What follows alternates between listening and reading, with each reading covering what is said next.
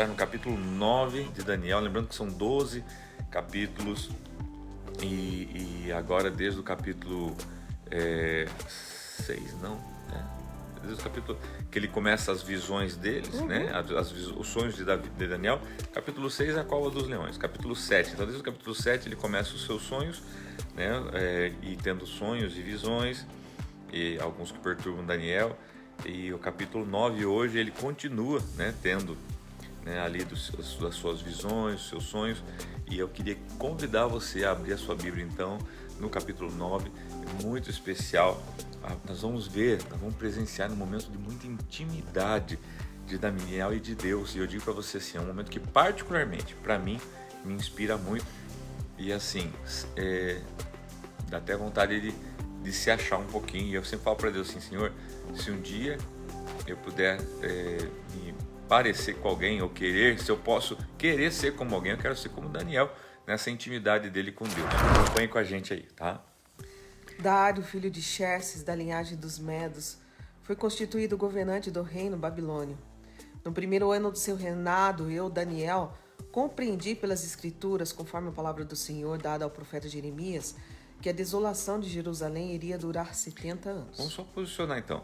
Lembrando, tá, que nós estamos vindo lá de Nabucodonosor, depois ele morre, assume seu filho Belsazar, tá? Daí Belsazar também, né, transiciona, entra ali os demais governantes, né, ou melhor, os demais reis, e agora então nós estamos na época do Medo-Persa, chamado Dário, que também vem governar o reino da Babilônia, o mesmo reino, porém agora um Medo-Persa, tá? E fala aqui no primeiro ano, né, do seu reinado, então Daniel, compreendi pelas escrituras, tá? O que a palavra do Senhor, né, falou ao profeta Jeremias. Então aqui, quando você estuda lá o livro de Jeremias, também você entende, tá, desse cerco lá sobre Jerusalém, quando o povo é levado cativo, e aqui está dizendo, olha, eu entendi o porquê e quanto tempo eles vão ficar, e o povo vai ficar 70 anos cativos na Babilônia, tá bom? Só lembrando aí, vamos lá. Por isso, me voltei para o Senhor Deus com orações e súplicas, em jejum, em pano de saco e coberto de cinza. Quando ele percebe o que realmente ia acontecer, o que realmente o povo vai ficar todos aqueles anos, aquele tempo, então ele vai até Deus em oração, súplica, porque ele precisa entender mais sobre essas coisas, ok? Orei ao Senhor, o meu Deus, e confessei: ó Senhor, Deus grande e temível, que mantens a tua aliança de amor com todos aqueles que te amam e obedecem aos teus mandamentos.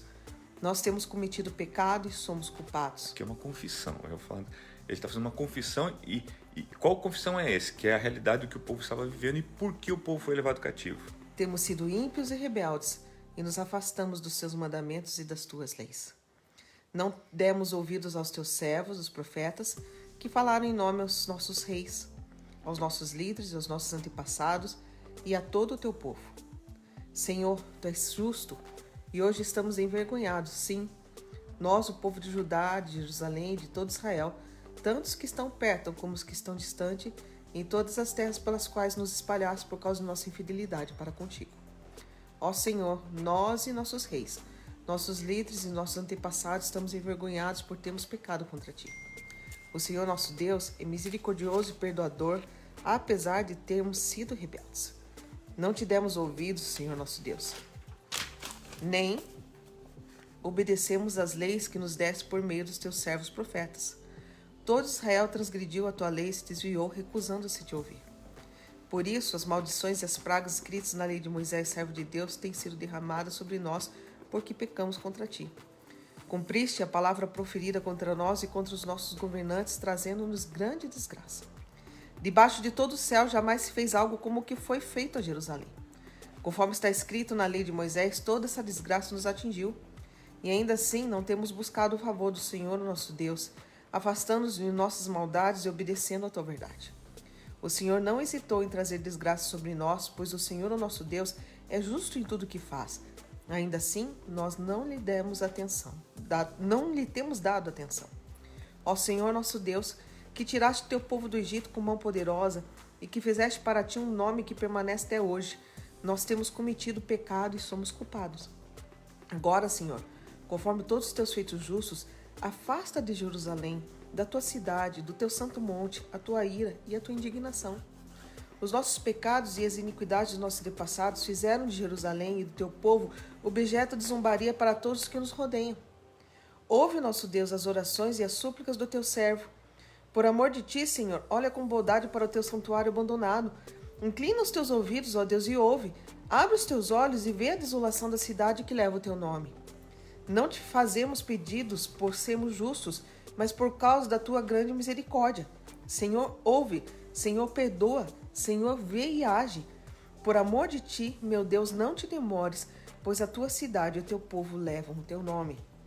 Enquanto eu estava falando e orando, confessando o meu pecado e o pecado de Israel, meu povo, e trazendo o meu pedido ao Senhor, o meu Deus, em favor do seu santo monte. Só um pouquinho, pastor, só para a gente poder abordar um pouquinho aqui. Gente, olha só que tremendo isso. Se eu te fizer uma pergunta, né? Quem era Elias, por exemplo? Você vai falar assim, Elias era um profeta. Mas se eu falar para você assim, quem era Daniel? Você vai falar assim, um profeta. Profeta porque talvez você estudou e vê que ele está classificado os seus livros como um dos profetas menores. Mas ele era profeta? Aonde você viu Daniel profetizar? Então o que era Daniel? Né? Gente, olha só que legal. Daniel, você vê ele aqui, ele é uma pessoa normal, como eu, como você, que foi levado preso, né? Que foi levado cativo. Só que ele é um amante do Senhor, ele é uma pessoa apaixonada por Deus, temente a Deus, zeloso pela palavra de Deus. Você vê que aqui, agora que ele fica sabendo, ele é trazido e revelado que o seu povo ia ficar 70 anos, Jerusalém ia ficar 70 anos sem adoração, né? E agora bate um desespero nele, ele começa a fazer o quê? Interceder. Daniel era intercessor. Por isso considerado um profeta menor, não de menor importância, mas ele era um intercessor, ele começa a interceder. Então ele começa a confessar o pecado e fala, Pai, nós não demos ouvido aos profetas, nós nos afastamos de Ti, nós fizemos tudo errado, realmente nós somos rebeldes. Gente, ele começa a confessar e começa a clamar e começa a interceder, ele fala, não deixe que riem da gente. Gente, ele começa a abrir o coração e pedir, clamar, ele fala, inclina os teus ouvidos, Senhor, ouve a nossa oração, abre os teus olhos, vê a desolação da cidade. Gente, ele começa ali assim, clamar, né, de uma maneira assim absurda, pedindo para Deus e intercedendo realmente pela cidade. Por quê?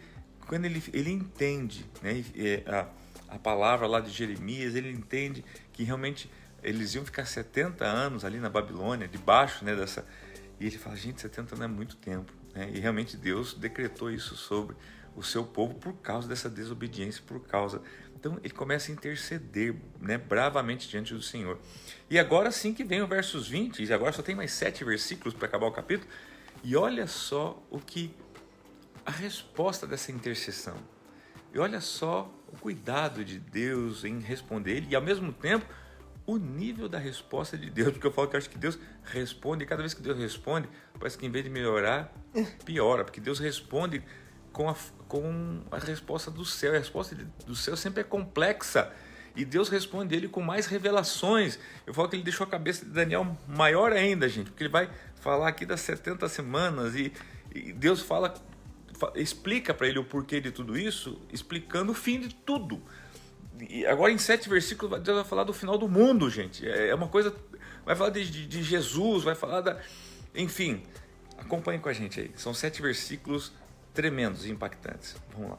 Enquanto eu estava falando e orando, confessando o meu pecado e o pecado de Israel, meu povo, e trazendo meu pedido ao Senhor, o meu Deus, em favor do seu santo monte, enquanto eu ainda estava em oração, Gabriel, o homem que eu tinha visto na visão anterior, veio voando rapidamente para onde eu estava, a hora do sacrifício da tarde. Esse voando rapidamente, eu fico imaginando Deus falando, corre lá, Gabriel, corre lá, falar com meu filho, né? Ele me instruiu e me disse, Daniel, agora vim para dar a você percepção e entendimento. Percepção e entendimento. Você grifa isso na sua Bíblia, por favor. Assim que você começou a orar, houve uma resposta. Quando você que eu trouxe a você, porque você é muito amado. Por isso, preste atenção à mensagem para entender a visão. 70 semanas estão decretadas para o seu povo e sua cidade a fim de acabar com a transgressão, dar fim ao pecado, expiar as culpas, trazer justiça eterna, cumprir a visão e a profecia e ungir o Santíssimo. Saiba e entenda que a partir da promulgação do decreto que manda restaurar e reconstruir Jerusalém até que o ungido príncipe venha, haverá 7 semanas e 72 semanas. Ela será reconstruída com ruas e muros, mas em tempos difíceis. Depois das 62 semanas, o ungido será morto e já não haverá lugar para ele. A cidade e o lugar santo serão destruídos pelo povo do governante que virá. O fim virá como uma inundação. Guerras continuarão até o fim e desolações foram decretadas. Com muitos, ele fará uma aliança que durará uma semana. No meio da semana, ele dará fim ao sacrifício e à oferta. E numa ala do templo será colocado o sacrilégio terrível, até que chegue sobre ele o fim que lhe está decretado. Do céu. Ficou fácil? Não ficou, né? Não. Não fica. Agora, observe que então manda Gabriel vir correndo. Ao chegar, né? Ele dá essa declaração, né? Para Daniel, né? Vim para dar a você percepção e entendimento. Percepção e entendimento são coisas diferentes. Assim que você começou a orar, ele fala, né? Houve uma resposta, né? Que eu trouxe a você porque você é muito amado. Ou seja, gente, aqui eu falo assim, por isso que eu falei que eu falo, Deus, eu quero ser muito amado. Eu quero ser muito amado. Me ensina a ser muito amado. Porque uma coisa é amado. Todos são amados de Deus. Agora, muito amado é diferente. Muito amado não é todos que são muito amados. E é o que eu quero ser, muito amado. Tá? Por isso, preste atenção à mensagem que, né, para entender a visão. Então ele começa a falar agora das 70 semanas. E porque ele começa a explicar e fala, tudo isso é necessário, Daniel. É necessário que eu leve o povo cativo, é necessário que Jerusalém seja destruída. Por quê? Porque a partir, né, da reconstrução de Jerusalém, é um relógio, começa a contar 70 semanas, que será divididas em 7 semanas, depois 62 semanas, totalizando 69 semanas, tá? Faltando uma semana para 70 semanas, cada semana dessa é o resultado de 7 anos proféticos, ou seja, nós estamos falando de 7 semanas, mais 62 semanas, 69 semanas, que é um total de 400 e tem que somar aí, poucos anos, tá? E vai marcando, pontuando, dando ponto de início, que ele vai falar assim, ó, 70 semanas estão decretadas para o seu povo e sua santa cidade, que é Jerusalém, a fim de acabar com a transgressão, ou seja, acabar com o pecado. Nós estamos falando do povo judeu, nós estamos falando, né, do povo de Israel, dar fim ao pecado, expiar as culpas, ou seja, pagar, né, expiar é apagar, trazer justiça eterna e cumprir a visão e a profecia e ungir o Santíssimo. Esse ungir o Santíssimo, o que é? Nós estamos falando ali de iniciar o ministério de Jesus. E esse ungir o Santíssimo, entenda sim o batismo de Jesus, que foi exatamente no ano 27, ou seja, quando Jesus é batizado, e é dessa data que estamos falando no final das 69 semanas, tá? Existem gráficos que demonstram isso, fica bem fácil você pesquisar na internet, você vai ver isso, tá? Saiba e entenda que a partir da promulgação do decreto que manda restaurar e reconstruir Jerusalém, que foi, se você pegar o livro de Neemias, você vai ver que Neemias começa, né, justamente com esse decreto, que é quando Neemias vai falar com o rei Artaxerxes se ele pode ir para poder levar madeira para poder reconstruir os muros, né, de Jerusalém. Tá? No livro de Esdras também fala sobre isso. Tá? Então, exatos 457 a.C., tá? É quando é dado o decreto para a reconstrução de Jerusalém, ou seja, inicia-se então ali um período de 7 semanas proféticas, tá? Em 457, tá? Que vai até a reconstrução de Jerusalém. Ou seja, desse período até, né, até que o ungido, né, o príncipe, então estamos falando de uma pessoa, né, venha, haverá 7 semanas e 72 semanas, ou seja, 69 semanas, 2 períodos, tá? Ela será reconstruída com ruas e muros, ou seja, Jerusalém, mas em tempos difíceis, guerras, tem toda a história ali que conta e demonstra isso, até ele ser ungido, ou seja, até o seu batismo. Isso leva exatamente 7 semanas mais 62 semanas de anos, tá? Por favor, não são semanas, de anos. Cada semana são 7 anos, só você fazer a conta aí, tá? Verso 26, depois de 62 semanas, né, o ungido será morto, né? Ou seja, né, ao final, né, das 69 semanas, e já não haverá lugar para ele. A cidade e o lugar serão destruídos pelo povo do governante que virá, tá? Que sabemos que daí Jesus foi ungido e teve ali o seu ministério de 3 anos, tá? Na verdade 3 anos e meio, e aqui fazemos até uma menção que a profecia aqui fala de 70 semanas, e até a unção dele foi 69 semanas, faltam uma semana, que nós entendemos isso como uma semana tribulacional, né? Quem crê na tribulação, na grande tribulação, que é a última semana de Daniel, que nós entendemos que há aí um espaço de tempo da graça, né? E a última semana.